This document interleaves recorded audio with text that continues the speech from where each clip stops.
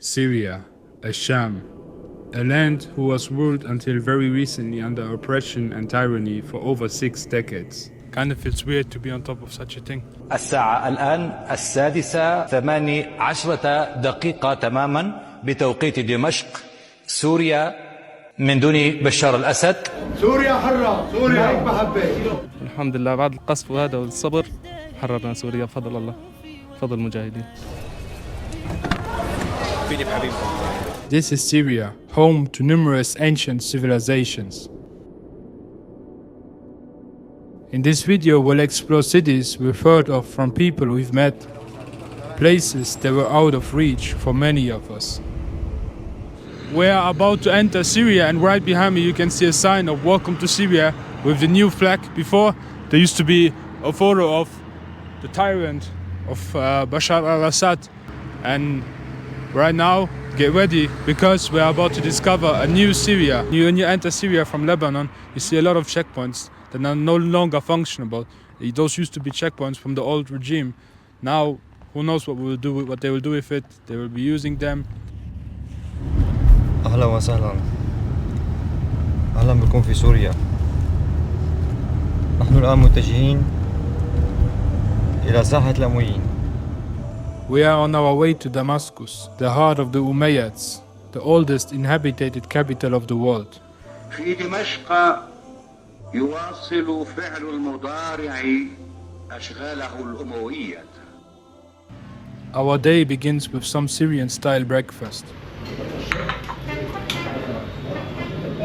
We are going to start eating some traditional Syrian breakfast in Al-Haytham restaurant. Kidney beans with yogurt and tahina, kidney beans with just olive oil, and fette with olive oil also. The place right here is packed behind me. Let's try out some of the food with olive oil. Bismillahirrahmanirrahim. The chickpeas, they have been marinating outside. Fresh items. Fresh items. Fresh items. Shukran. شكرا حماد. نورت الشارع الله يسلمك. على راسي. شكرا. السلام عليكم.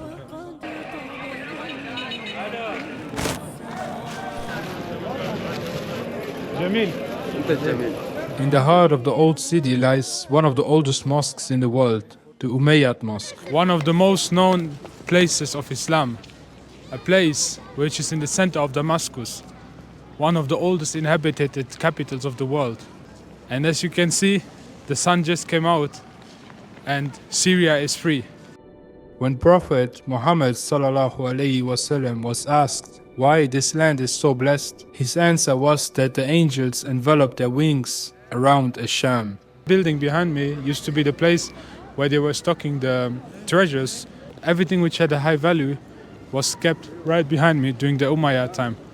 Only a few meters away lies the al-Hamidiyya market, covered by a high metal roof with bullet holes from various historical conflicts, including the liberation from the French occupation.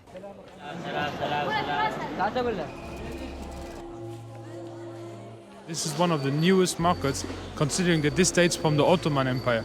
And imagine it's like a couple hundred years old, but it's still one of the newest areas of old Damascus, so imagine how old this city is. Travelers came from different countries to exchange their goods here, and also to take a rest in their traditional hammams.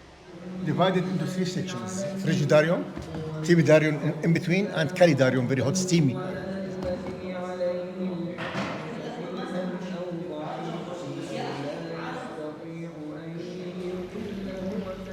We are staying in a hotel in the old quarter of Damascus, and this place basically used to be a one family home, and it dates back since the Ottoman era.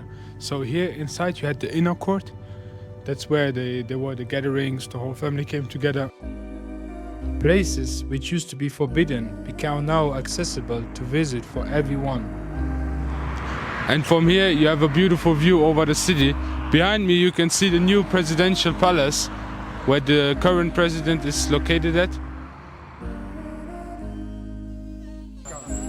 What you see is the equivalent of 150 euros, so be ready to always carry a bag with you. What do we do? Welcome to Syria يا أبي صلي على النبي على حب النبي جوا إذا اختار راسي صلي على النبي تعبتونا مع المين. It's amazing. You are the man. We come to the new Syria, to new Syria.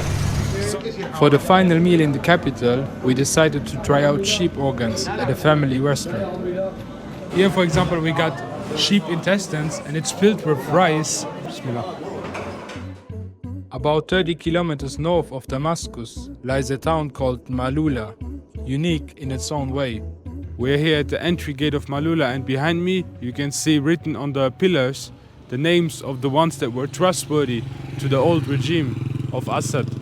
And nowadays you find people that spread graffiti over these names because people have suffered a lot due to Bashar al-Assad.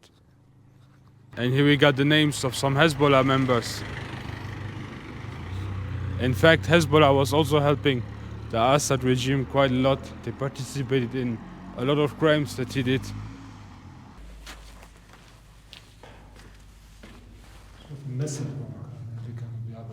هون الشمس الصدر وهناك كمان. So here people in the pagan times, it dates back all the way until the pagan times, that people here in Maaloula used to live in caved homes. And they used to draw paintings, and there's a lot of history over here. They are also the last community that still speaks Aramaic, the language of Isa alayhi salatu wasalam, the language of Prophet Jesus. أهلا وسهلا باخ ببلودح معلولة. أنا معلوي اليوم مجدح منبا موش محكي اللغة الأراموي لغة السيد المشيحة.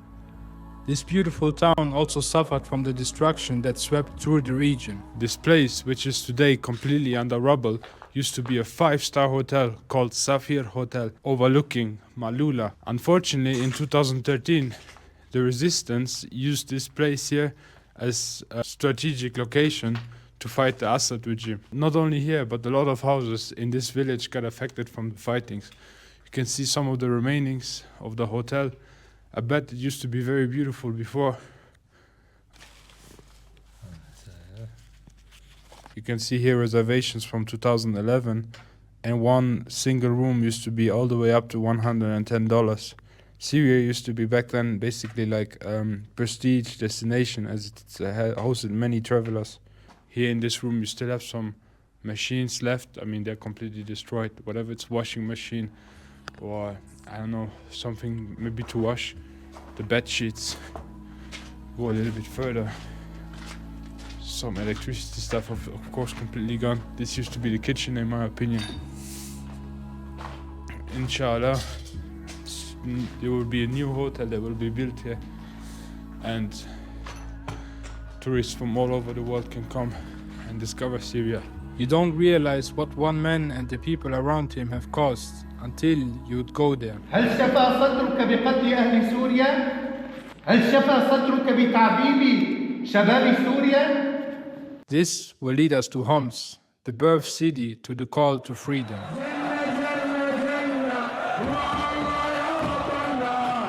One individual in particular came out of these protests.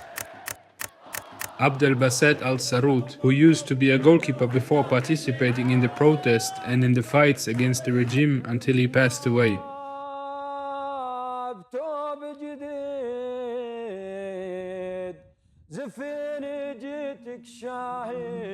In the midst of the ruins of what used to be Syria's third most populous city stands the Khalid ibn Walid Mosque, newly rebuilt in 2019, which is believed to be his resting place. We arrived on time for the Dhuhr prayer. My father was the chief of labor syndicates in 60s. This building. It's insane the way the city got destroyed. But what is even more fascinating is that, you know, the people, they're still here. And they're rebuilding it with a new Syria. But it's going to take a long time. Assalamu alaikum. هلا مين هيدا؟ سوريا جديد. أنت سوريا جديد؟ جديد نعم. سوريا جديد بس هيدا بالعيد. What does he say? سوريا جديد بالعيد. سوريا جديد بالعيد. In the feast. Inshallah, in the future it will rebuild. اللي يعرف يعرف واللي ما يعرف. انت منين يا ولد؟ يا ولد انت منين؟ بس بدك. هزع وياه. Our journey takes us north to regions where the situation was more challenging. Kind of feels weird to be on top of such a thing. Imagine where I might have shot it. We are about to enter Aleppo, a city in northern Syria known for being the second biggest city of the country. This city was one of the first places that Hayat Tahrir al-Sham was liberating from the Assad regime. شعور جيد جدا، الحمد لله بفضل الله حررنا سوريا، فضل المجاهدين كلياتهم. فتنا حلب وحررنا بعد صبر 14 سنة وبعد قتل وتشريد اللي سووه فينا مو قليل. والحمد لله بعد القصف وهذا والصبر حررنا سوريا بفضل الله، فضل المجاهدين.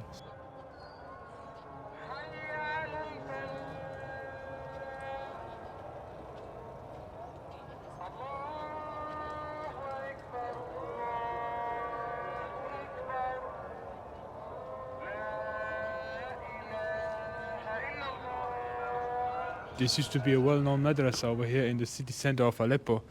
Here, maybe it was the classrooms, I don't know. But it's completely abandoned. Well, abandoned, destroyed, you name it. Aleppo, or Halep, was once famous for the unique fragrance that filled its old city, an aroma from the soap factories that were nearby. The smell of natural olive oil that you get to feel over here when you walk to those soap factories is just mesmerizing. All these canisters that you see here are filled up with olive oil, an essential ingredient. This is olive oil and laurel oil. And sweet caustic and water. We cook about 3 days. Then we leave it about 10 hours and we send it to upstairs. We put on the floor paper and then we put the soap on the paper and we leave it about 10 hours until morning.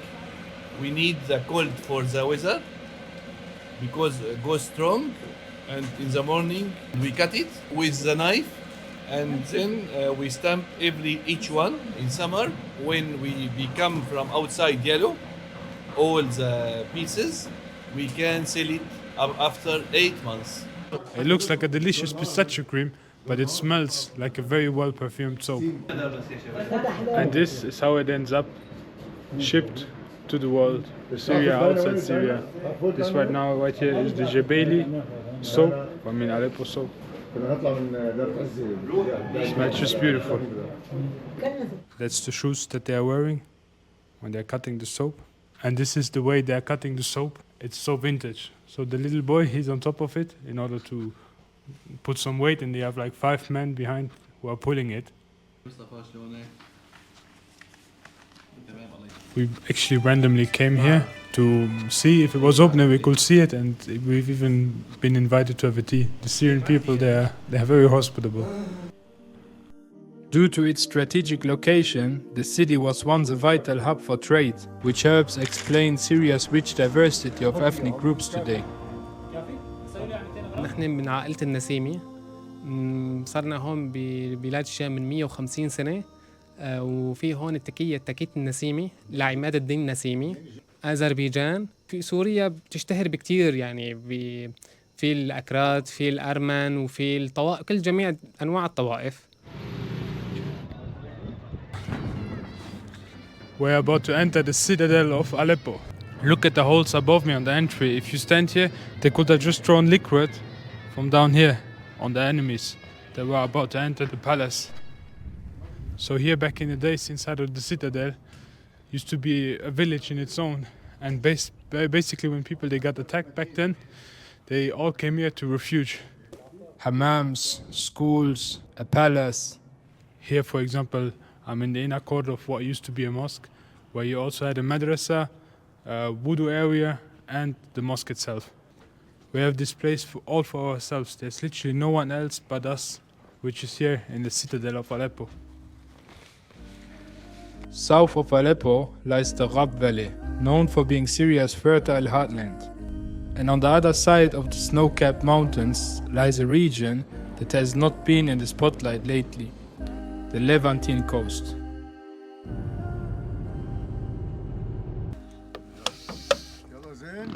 So he's blowing in it. Yeah, from here to the car. Do they collect the oranges right from this tree behind us? من هون بتفيل ما؟ بتفيله من هون. Right behind where we're filling up the car, we got some oranges growing here.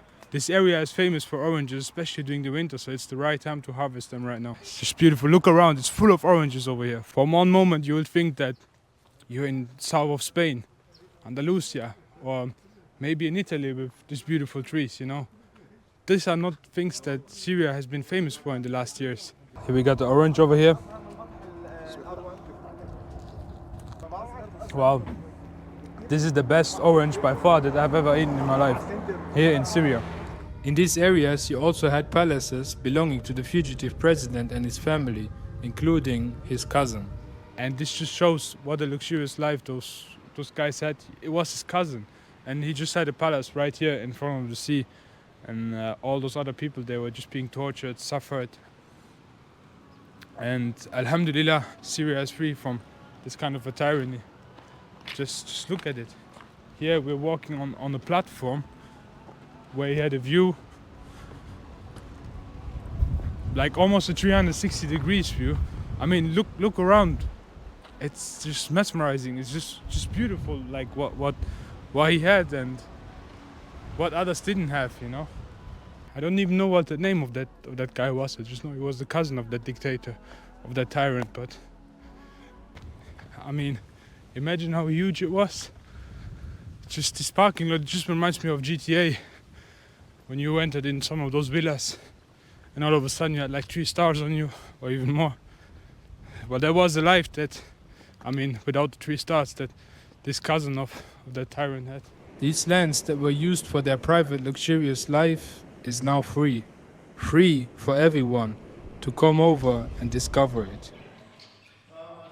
We're just stopping here to have a coffee, and this place is really beautiful and completely empty. We're here in winter time, and inshallah in the summer this place will be full, will be crowded.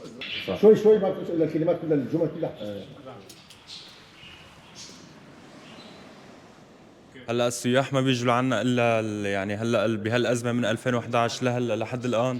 يعني قبل الازمه كان في سياح كثير يجوا لعنا من لبنان مثلا، من الخليج، من دول الاجانب، وهيدا السياح اللي كانوا يجوا لعنا من قبل 2011 ان شاء الله بيرجعوا، وان شاء الله الامان يعني هلا الامان. Did you see the color of the water? I mean, can you believe this is in Syria? The country where so many people are fled from due to the things that happen over here. But yet, there's such a huge beauty over here. Who would have thought? كيف حالك? الحمد لله. Small fishermen that you meet over here in those areas when you come to Syria. Do you see those big mountains in the background behind me? That's Turkey. About 30 kilometers up north lies the international border. And from there, a lot of Syrians have fled through Turkey, whatever it was Europe or other countries, fleeing the brutality of the Assad regime. And however, when they were fleeing, they had to leave behind a country that was so dear to them, their homeland, their beautiful homeland, with places, mesmerizing places, such as the one that you can see right behind me. Right here in Burj Islam. Not only is the landscape over here in this part of Syria very picturesque, but the land is also very fertile, such as you can find a lot of olive trees, such as this one. Olive oil is exported from Syria, and this area is Lebanon, Syria, Palestine, throughout the world. One of the best quality olive oil that you can find. Or maybe this tree, I don't know, whatever, it's apple or cherry, but it looks very fruitful. This is it for our journey through Syria, a country which can finally feel the taste of freedom again after over a decade of seeking it. The people of Syria deserve this victory and peace and a fruitful future as for any other citizen in this world. If you like this video and you like to unravel more places of the world, here's another video for you.